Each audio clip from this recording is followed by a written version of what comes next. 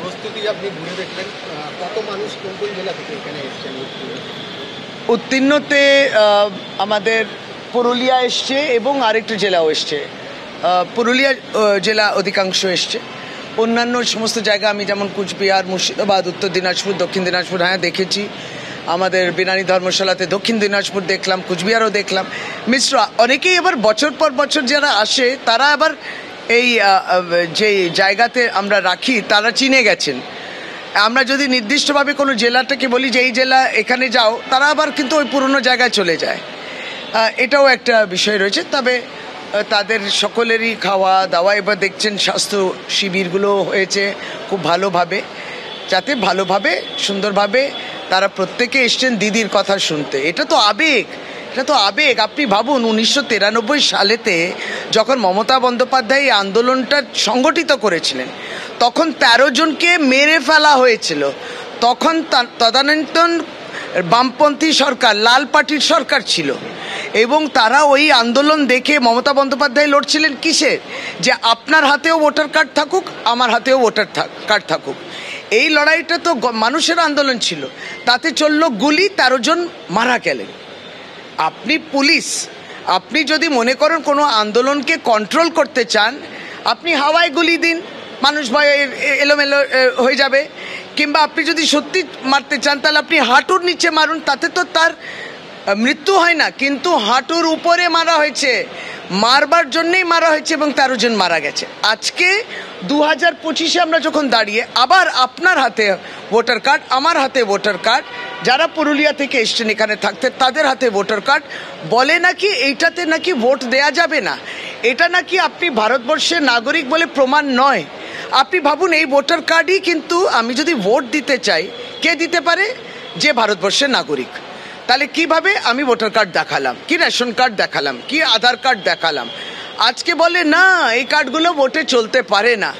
ভয়ানক পরিস্থিতি, যার জন্য 1993 সালের 21শে জুলাই লড়াই, ঘুরে ফিরে আবার আমার হাতে ভোটার কার্ড, সেটা বিপন্ন, বলছে গ্রহণযোগ্য নয়। এই লড়াইটা অনেক দূর যাবে। আমাদের সত্যজিৎ বৈদ্য রয়েছেন আমাদের সঙ্গে সেন্ট্রাল পার্ক থেকে, অন্যদিকে গীতাঞ্জলি স্টেডিয়াম সেখান থেকে আমাদের রয়েছেন অনির্বাণ বিশ্বাস। আমি দুজনের কাছেই যাবো, তবে শুরুতে সত্যজিৎ।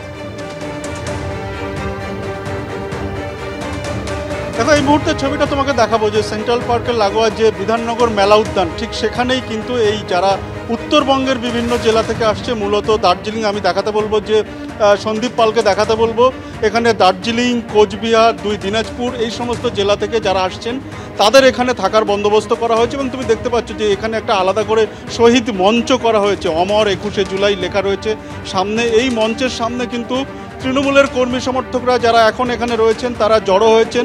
এরা মূলত উত্তরবঙ্গের বিভিন্ন জেলা থেকে এসছেন এবং যেমনটা জানানো হচ্ছে যে এই সংখ্যাটা এই মুহূর্তে প্রায় 30,000 এবং এই সংখ্যা দিনভর আরও বাড়বে এবং এখানে থাকা খাওয়ার বন্দোবস্ত করা হয়েছে। আপনি কোত্থেকে এসছেন? তপন থানা থেকে এসছি,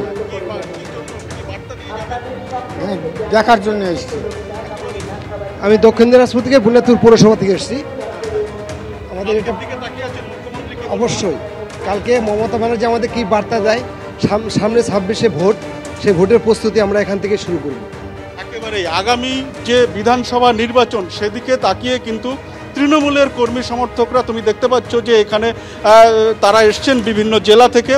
দলনেত্রী কি বার্তা দেন, সেই বার্তা নিয়ে তারা জেলায় জেলায় পৌঁছবেন। আমরা শুনলাম কর্মী সমর্থকরা বলছেন 26-এর ভোটের প্রস্তুতি আমরা শুরু করব। আগামীকাল তৃণমূল নেত্রী কি বার্তা দেন সেদিকেই প্রত্যেকের নজর। আর এবার আমরা যাব গীতাঞ্জলি স্টেডিয়াম, সেখান থেকে আমাদের অপর প্রতিনিধি অনির্বাণ বিশ্বাস রয়েছেন আমাদের সঙ্গে। অনির্বাণ, দেখো, একদমই গীতাঞ্জলি স্টেডিয়ামেও কিন্তু ইতিমধ্যে মালদা, মুর্শিদাবাদ থেকে যারা তৃণমূল কর্মী সমর্থকরা আসতে শুরু করেছে। আমার পিছনে যে হ্যাঙ্গার করা হয়েছে সেই হ্যাঙ্গারের মধ্যে কিন্তু ইতিমধ্যে প্রচুর তৃণমূল কর্মী সমর্থক তারা আসতে শুরু করেছেন এবং তারা কিন্তু তাদের মধ্যে অনেকেই কিন্তু এসে বিশ্রাম নিচ্ছেন, কেউ কেউ শহর দেখতে বেরিয়ে পড়েছেন। আমরা এখানে যারা রয়েছে তার সঙ্গে কথা বলি। আপনারা কোন জেলা থেকে এসছেন? আমরা মালদা জেলা হরিশ্চন্দ্রপুর থেকে আর কি। আপনারা কি কালকে মুখ্যমন্ত্রী মমতা বন্দ্যোপাধ্যায়ের বার্তা শুনতে? একদম, আমরা তো প্রায় 3 মাস ধরেই টিকিট করি, আর 3 মাস ধরেই মানে মনের মধ্যে একটা উৎসাহ থাকে কি আমরা যাব, 3 মাস ধরেই তৈরি করি। অ্যাকচুয়ালি টিকিটের ব্যাপার থাকে হরিশ্চন্দ্রপুর ট্রেন লাইন এরিয়া। তো আমরা 21শে জুলাই, যেহেতু 2026 এটা খুব গুরুত্বপূর্ণ 21শে জুলাই।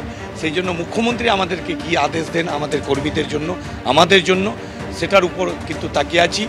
আর আমরা এবার যে বাঙালির উপর যে অত্যাচার পশ্চিমবাংলায়, যে বাঙালির উপর অত্যাচার বিদ্বেষ, আর সব রাজ্য বিজেপি শাসিত রাজ্য, আমরা চাইবো বাঙালি এবার সঠিক জবাব দেবে।